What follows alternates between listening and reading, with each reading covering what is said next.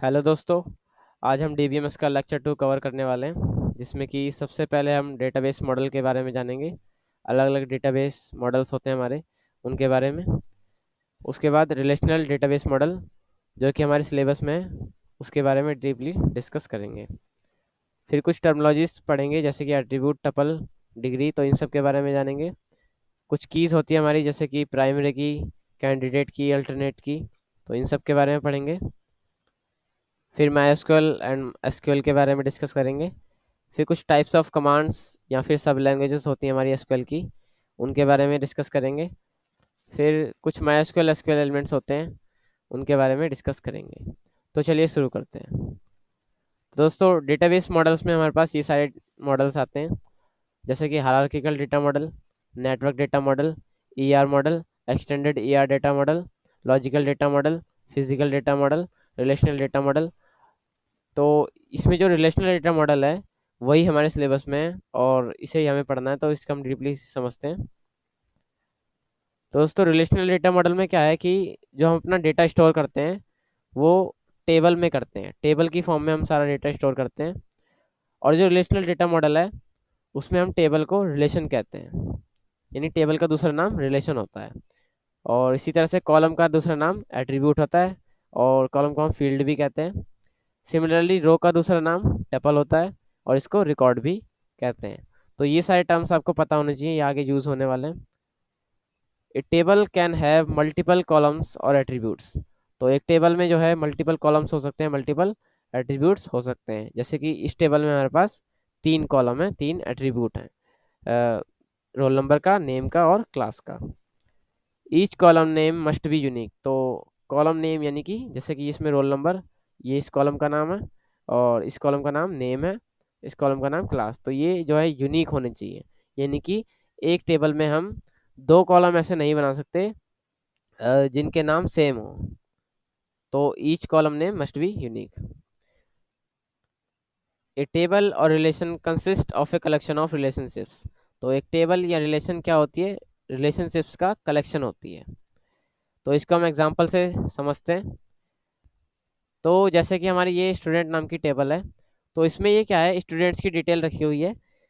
तो इसमें क्या है कि ये जो रो है एक, इसमें क्या है, ये 3 वैल्यूज हैं, और ये 3 वैल्यूज क्या है, आपस में रिलेटेड हैं। ये एक रिलेशनशिप डिफाइन कर रही हैं, जो कि हमारी जो एक स्टूडेंट है, ये राम जो स्टूडेंट है, इसके बारे में इंफॉर्मेशन बता रहे हैं, इसके बारे में इंफॉर्मेशन दे रही है। तो इस तरह से जो है ये जो टेबल होती है वो रिलेशनशिप्स का कलेक्शन होती है, यानी कि अलग अलग रिलेशनशिप्स जो है बनी होती हैं, उनका कलेक्शन होती है हमारी एक table. A database modelled in relational data model called relation.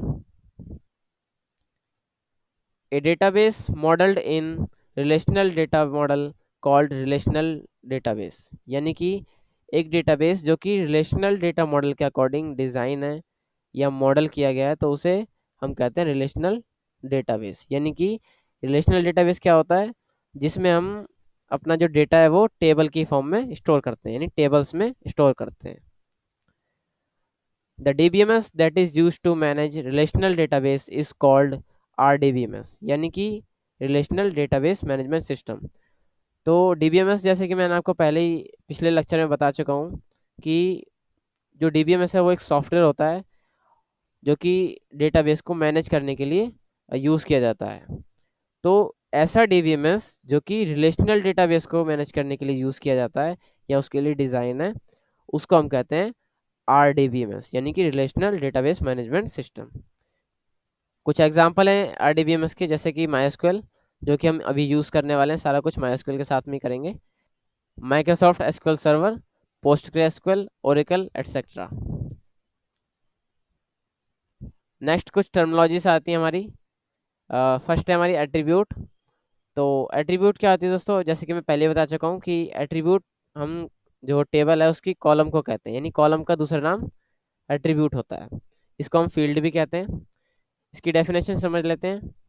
एक कैरेक्टरिस्टिक और parameter for which data are to be stored, यानी कि एट्रीब्यूट क्या है, एक कैरेक्टरिस्टिक है, एक पैरामीटर होता है जिसके लिए हम डेटा को स्टोर करते हैं। जैसे कि इस टेबल में हमारे पास रोल नंबर क्या है, एक पैरामीटर है, एक जिसके लिए हम डेटा को स्टोर कर रहे हैं, एक कैरेक्टरिस्टिक है, उसके लिए हम डेटा को स्टोर कर रहे हैं। इसी तरह से नेम भी एक क्या है, पैरामीटर, जिसके लिए हम डेटा को स्टोर कर रहे हैं, राम राधा, इसी तरह से। तो ये होता है हमारा एट्रीब्यूट। नेक्स्ट है टपल।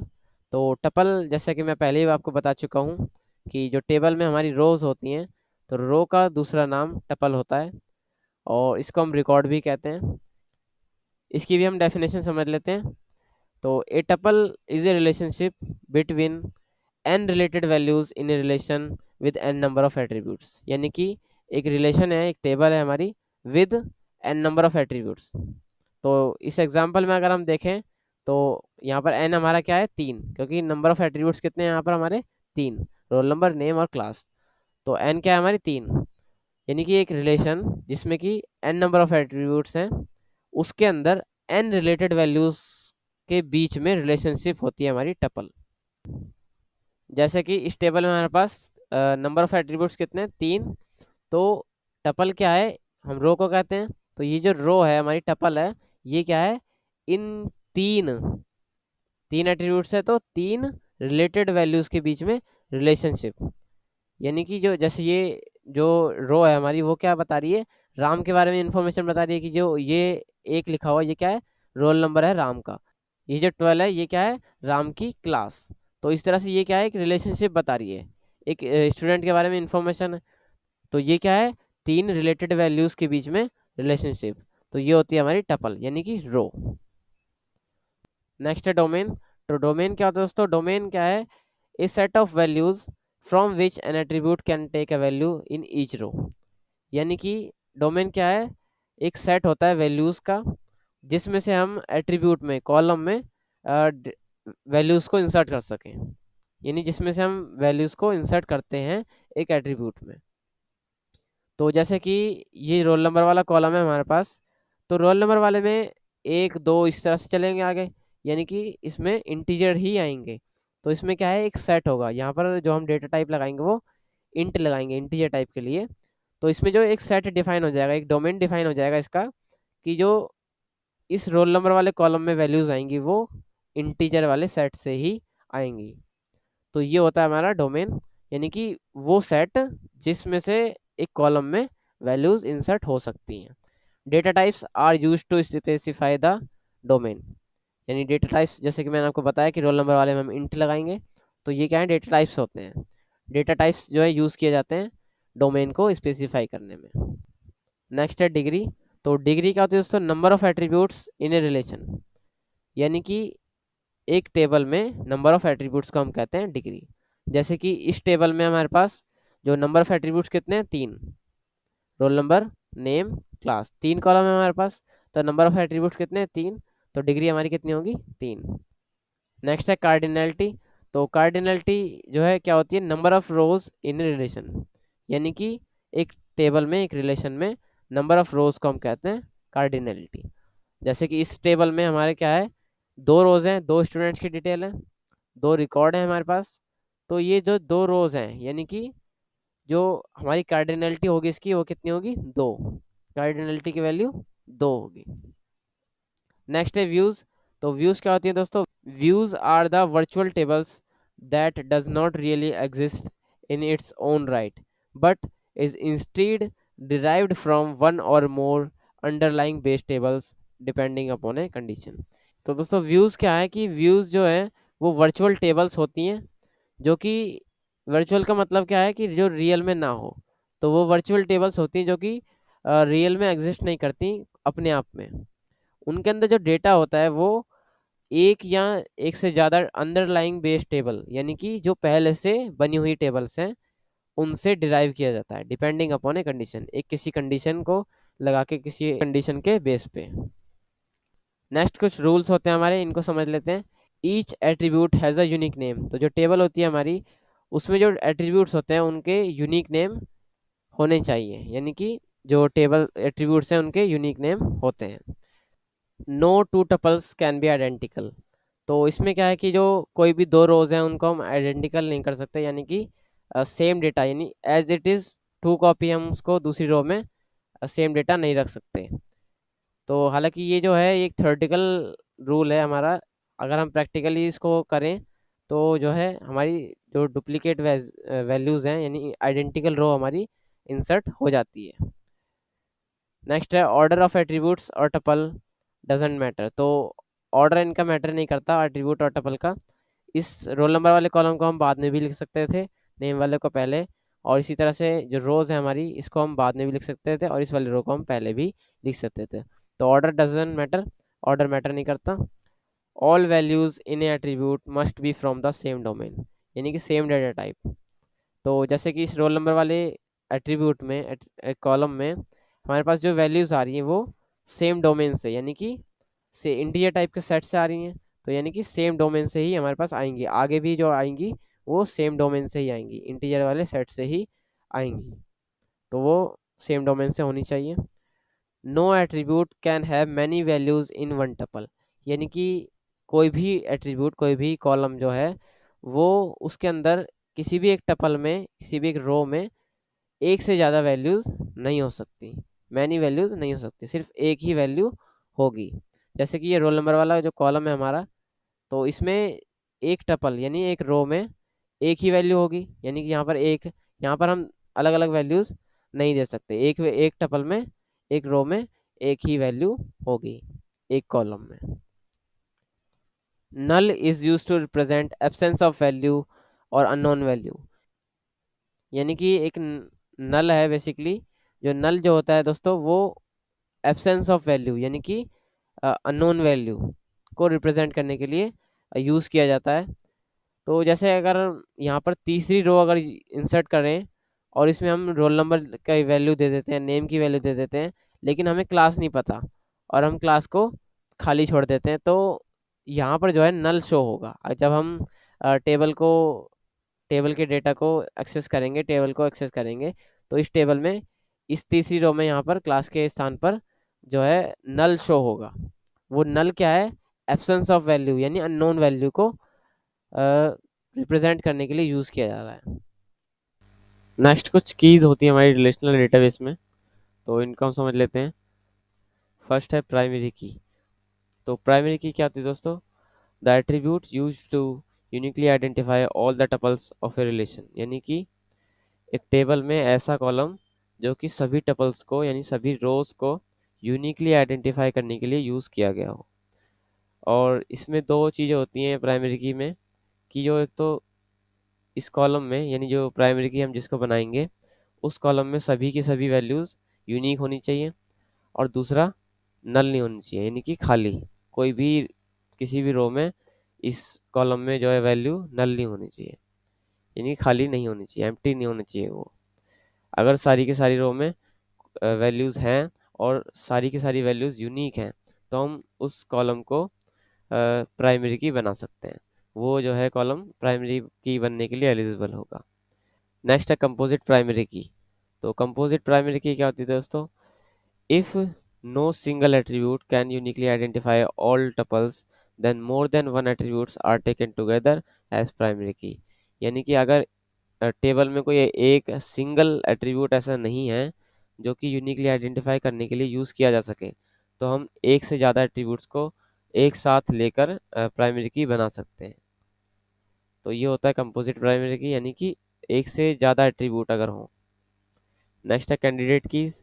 सो कैंडिडेट कीज क्या है कि all attributes that can uniquely identify all the tuples and can be selected as primary key, यानी कि हमारे टेबल में वो सारे एट्रीब्यूट्स जो कि सभी टपल्स को, सभी रोज को यूनिकली आइडेंटिफाई कर सकते हैं और जो है मतलब प्राइमरी की, एज अ प्राइमरी की सेलेक्ट हो सकते हैं, उन्हें हम कहते हैं कैंडिडेट की, यानी कि वो एलिजिबल हैं। नेक्स्ट है अल्टरनेट की।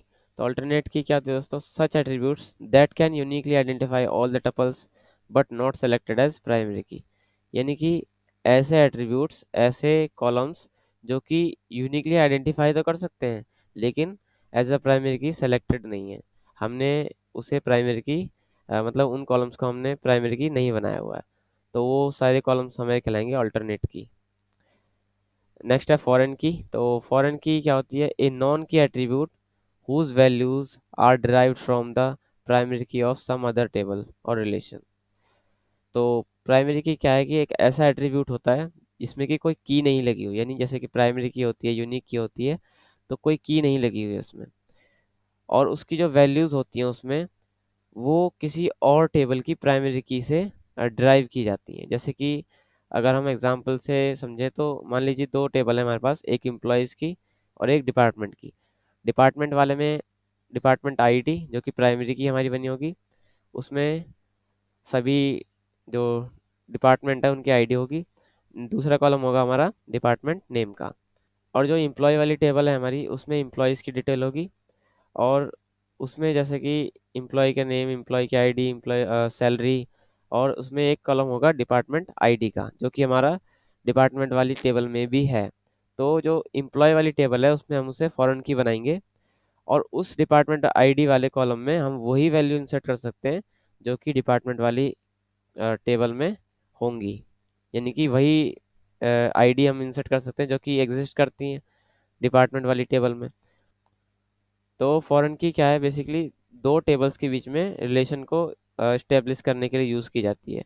Foreign key is use to relate two tables, तो ये जो है क्या है, दो टेबल्स को रिलेट करने के लिए यूज़ की जाती है। नेक्स्ट माइस्क्ल के बारे में जान लेते हैं।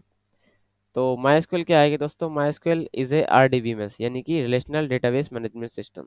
तो आरडीबीएमएस का जैसे मैं पहले भी बता चुका हूँ आपको कि ऐसा डीबीएमएस जो कि रिलेशनल डेटाबेस को मैनेज करने के लिए यूज़ किया जाता है, वो होता है हमारा आरडीबीएमएस। तो माइस्क्ल क्या है, एक आरडीबीएमएस है।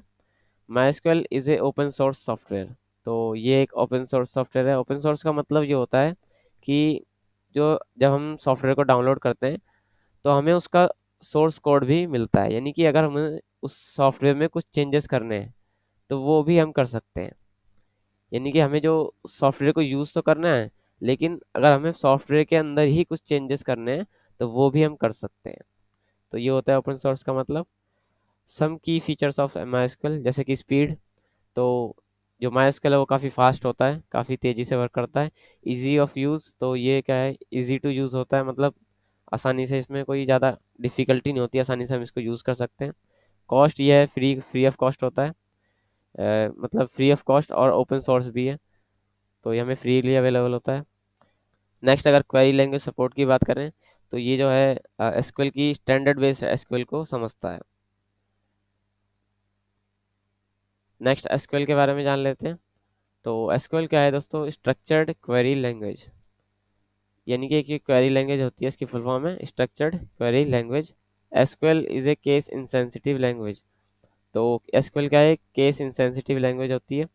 केस इंसेंसिटिव का मतलब क्या है कि जैसे कि अगर हमें राम लिखना है, इसमें कोई वैल्यू इंसर्ट करनी है, मान लीजिए कि अपने टेबल बनाई एक, और नेम वाले कॉलम में हमें राम लिखना है। तो अगर हम राम को कैपिटल में लिखें या फिर स्मॉल में लिखें, यानी कि केस हमारा कोई भी हो, स्मॉल केस हो या फिर अपर केस हो या फिर लोअर केस हो, कोई फर्क नहीं पड़ता। ये जो है उसके लिए कैपिटल में भी वही राम है और स्मॉल में भी वही राम है। तो अगर हम इसको बाद में डेटा रिट्रीव करते हैं तो हम अगर कैसे भी लिखें तो जो लैंग्वेज है वो उसका कोई फ़र्क नहीं पड़ता, वो वही डेटा हमें सेम डेटा हमें रिट्रीव करके देगी। SQL is a non procedural language. तो एसक्यूएल एक जो नॉन प्रोसीजरल लैंग्वेज होती है। नॉन प्रोसीजरल का मतलब ये है कि यानी इसको हमें प्रोसीजर नहीं बताना कि करना कैसे है, हमें सिर्फ ये बताना है कि करना क्या है। जैसे कि हमें अगर राम की इंफॉर्मेशन चाहिए तो हम सिर्फ ये बताएंगे, ये स्पेसिफाई करेंगे कि हमें राम की इंफॉर्मेशन चाहिए, लेकिन मतलब एक्सेस कैसे करनी है ये हमें नहीं बताना, ये खुद कर लेगी। तो ये होता है इसकी एक फ़ायदा। ये क्या है, एसक्यूएल जो है वो एक नॉन प्रोसीजरल लैंग्वेज होती है। SQL is a language that enables you to create and operate on relational databases. तो एसक्यूएल क्या है, एक लैंग्वेज है जो कि हमें इनेबल करती है, हमें सक्षम बनाती है डेटाबेस को क्रिएट करने में और डेटाबेस को ऑपरेट करने में। और बेसिकली ये कौन से डेटाबेस को करती है, रिलेशनल डेटाबेस को, जिसमें कि हम टेबल्स में डेटा को स्टोर करते हैं। तो एसक्यूएल क्या है, एक रिलेशनल डेटाबेस के लिए क्वेरी लैंग्वेज होती है। Which are sets of related information stored in tables. तो जो रिलेशनल डेटाबेस क्या है, रिलेटेड इंफॉर्मेशन का कलेक्शन है बेसिकली। टेबल्स में रिलेटेड इंफॉर्मेशन होती है जो कि हमारी टेबल्स में स्टोर्ड हो, उसको हम तो उस डेटाबेस को हम कहते हैं रिलेशनल डेटाबेस, यानी कि टेबल्स में हमारे डेटा स्टोर होता है। SQL was developed in 1970, known as SQL. After that, its name changed to SQL. तो SQL क्या है कि जब डेवलप की गई थी 1970 में, तो इसको पहले हम SQL के नाम से जाना जाता था इसको, बाद में इसका नाम SQL रखा गया। ANSI यानी अमेरिकन नेशनल स्टैंडर्ड इंस्टीट्यूट ने जो है इसका एक स्टैंडर्ड पब्लिश किया था 1986 में। उसके बाद ISO यानी इंटरनेशनल ऑर्गेनाइजेशन ऑफ स्टैंडर्डाइजेशन, इसने एक स्टैंडर्ड डिफाइन किया 1987 में। तो ये कुछ हिस्ट्री है एसक्यूएल की। तो इसमें क्या है दोस्तों, एसक्यूएल में हमारे पास बेसिकली कर्ड टाइप की क्वेरीज होती हैं, कर्ड टाइप की कमांड्स होती हैं। इसमें कर्ड का मतलब समझते हैं, जैसे कि सी से क्या होता है क्रिएट, यू से अपडेट, आर से रिट्रीव, रिट्रीव का मतलब होता है सेलेक्ट करना, और डी से डिलीट। तो मेनली ये हमारी जो है ऑपरेशंस होते हैं और कमांड्स होती हैं। नेक्स्ट कुछ टाइप्स ऑफ कमांड्स या सब लैंग्वेजेस होती हैं हमारे एसक्यूएल की, उनको जो समझते हैं। जैसे कि फर्स्ट है हमारी डीडीएल। डीडीएल की फुल फॉर्म होती है डेटा डेफिनेशन लैंग्वेज। तो इसमें क्या है कि जो ये है डेफिनेशन के लिए यूज़ की जाती है, यानी स्ट्रक्चर पे काम करती है। These queries are use to define और change the schemas of relation. तो स्कीमा मैं आपको पहले ही बता चुका हूँ कि स्कीमा क्या होता है, स्ट्रक्चर को डिफाइन करता है एक टेबल की, एक टेबल में किस तरह से डेटा ऑर्गेनाइज्ड है उसकी डिज़ाइन को बताता है। तो ये जो डीडीएल क्वेरीज होती हैं, डीडीएल कमांड्स होती हैं, वो क्या है, स्कीमा को डिफाइन करने के लिए, स्कीमा को चेंज करने के लिए यूज़ की जाती है एक टेबल में। जैसे कि create database, create table.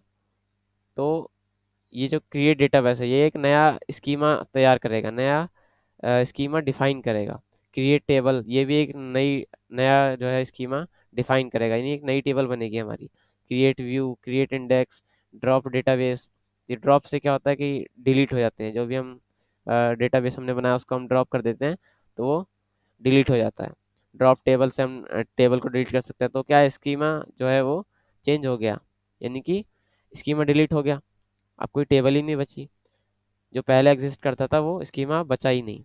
Drop index, drop view, alter table, alter index, rename table और ट्रंकेट, ये सारी हमारी क्वेरीज होती हैं डिटेल के अंदर। इन सब को हम बाद में समझेंगे जब हम एक एक करके सारी क्वेरीज के बारे में जानेंगे। नेक्स्ट है डीएमएल कमांड। तो डीएमएल की फुल फॉर्म होती है डेटा मैनिपुलेशन लैंग्वेज। तो ये जो है मैनिपुलेशन के लिए काम आती हैं। मैनिपुलेशन यानी कि मॉडिफिकेशन ऑफ डेटा। तो these commands are basically works on records of table. तो ये क्या है, बेसिकली टेबल की जो रिकॉर्ड्स होती हैं, रोज होती हैं, उन पर यूज़ की जाती हैं, उन पर वर्क करती हैं। These are use to manipulate data of the table, यानी कि टेबल के डेटा को मैनिपुलेट करने के लिए यूज़ की जाती हैं। इसमें बेसिकली हमारे पास इंसर्ट होती है, डिलीट होती है, अपडेट होती है और सेलेक्ट। सेलेक्ट एक स्पेशल केस में आता है। तो सेलेक्ट क्या है, डीक्यूएल कमांड होती है बेसिकली, लेकिन इसको कभी कभी डीएमएल में भी कंसीडर किया जाता है। अगर जैसे मान लीजिए क्वेश्चन आया और उसमें हमें पूछा गया कि सेलेक्ट क्या है, मतलब सेलेक्ट जो है वो डीडीएल है, डीएमएल है या फिर डीक्यूएल है, कैसे भी है। तो अगर जो है हमारे पास ऑप्शंस जो है, अगर उसमें ऑप्शंस में डीक्यूएल नहीं है तो हम जो है सेलेक्ट के लिए डीएमएल लगाएंगे। अगर ऑप्शन में डीक्यूएल है तो हम डीक्यूएल ही लगाएंगे। असल में जो सेलेक्ट है वो हमारी डीक्यूएल कमांड है, यानी कि डेटा क्वेरी लैंग्वेज। जो ये क्या है, क्वेरी करती है, यानी कि रिट्रीव करने के लिए यूज़ की जाती है, सेलेक्ट करने के लिए डेटा को। तो अगर जो है डीक्यूएल नहीं है तो हम डीएमएल लगाएंगे, अदरवाइज हमें डीक्यूएल ही लगाना है। तो select is a DQL command, but if DQL is not given in options in the question, then you tick DML. Next है DQL। तो जैसे कि मैं बता चुका हूँ, डेटा क्वेरी लैंग्वेज इसकी फुल फॉर्म होती है। तो ये क्या है, सेलेक्टिंग के लिए, रिट्रीविंग के लिए यूज़ की जाती है डेटा को। तो इसमें बेसिकली एक ही कमांड है हमारी सेलेक्ट, जो कि सेलेक्ट से क्या होता है, रिट्रीव कर सकते हैं हम डेटा को, एक्सेस कर सकते हैं डेटा को, देख सकते हैं। नेक्स्ट है DCL। DCL की फुल फॉर्म होती है डेटा कंट्रोल लैंग्वेज। तो ये क्या है, सिक्योरिटी पर्पस के लिए यूज़ की जाती है बेसिकली, यानी कंट्रोल के लिए। These are use for security. इसमें क्या है, grant, revoke, alter password. Grant से हम जो है अलग अलग यूजर्स को परमिशन ग्रांट कर सकते हैं, अलॉट कर सकते हैं परमिशंस। रिवोक से हम उनको परमिशंस को वापस से उनको ले सकते हैं। ऑल्टर पासवर्ड से हम पासवर्ड को चेंज करते हैं। नेक्स्ट है TCL। तो TCL की फुल फॉर्म होती है ट्रांजैक्शन कंट्रोल लैंग्वेज। तो ये क्या है, ट्रांजैक्शन पर वर्क करती हैं। These commands are use to manage and control a transaction. These commands manage changes made by DML commands. इसको समझने से पहले हम ट्रांजैक्शन समझ लेते हैं पहले। तो ट्रांजैक्शन क्या है कि एक transaction is one complete unit of work, यानी कि एक किसी भी काम को करने के लिए एक पूरी कंप्लीट यूनिट जो है वो हमारी कहलाती है एक ट्रांजैक्शन। जैसे कि हम हमें कोई ऑपरेशन परफॉर्म करना है किसी, मान लीजिए जैसे कि ट्रांजैक्शन बैंक में होता है। जैसे कि अगर किसी ने मनी ट्रांसफ़र की, तो उसके बैंक अकाउंट से पैसे निकल के और जिसको वो ट्रांसफ़र कर रहा है उसके बैंक अकाउंट में पैसे ट्रांसफ़र होने तक का जो प्रोसेस होगा, पूरा ये कंप्लीट जो यूनिट होगी वो होगी हमारी ट्रांजैक्शन। इसी तरह से हम एक और एग्जांपल ले सकते हैं, जैसे कि preparing report card for a student is a transaction. यानी कि जो रिपोर्ट कार्ड प्रिपेयर करने का जो हमारा प्रोसीजर है वो पूरी यूनिट यानी कंप्लीट यूनिट, पूरा जो काम शुरू से लेकर एंड तक हम करेंगे उसको हम कहते हैं एक transaction. It involves many steps. तो इसमें एक से ज़्यादा मतलब बहुत सारे स्टेप्स होते हैं। तो ये होती है हमारी ट्रांजैक्शन। तो इसमें क्या है कि जो ट्रांजैक्शन होती है उसको मैनेज करने के लिए, उसको कंट्रोल करने के लिए यूज़ की जाती है हमारी TCL कमांड्स। इसमें हमारा ये सारी कमांड्स आती हैं, जैसे commit, roll back, save point, set transaction. So thank you दोस्तों, आज का लेक्चर हमारा यहीं पर समाप्त होता है। अगर आपको लेक्चर पसंद आया हो तो लाइक करें एंड चैनल को सब्सक्राइब जरूर करें। अगर आपकी कोई क्वेरी है, कोई क्वेश्चन है, तो आप कमेंट ज़रूर करें। तो जय हिंद दोस्तों।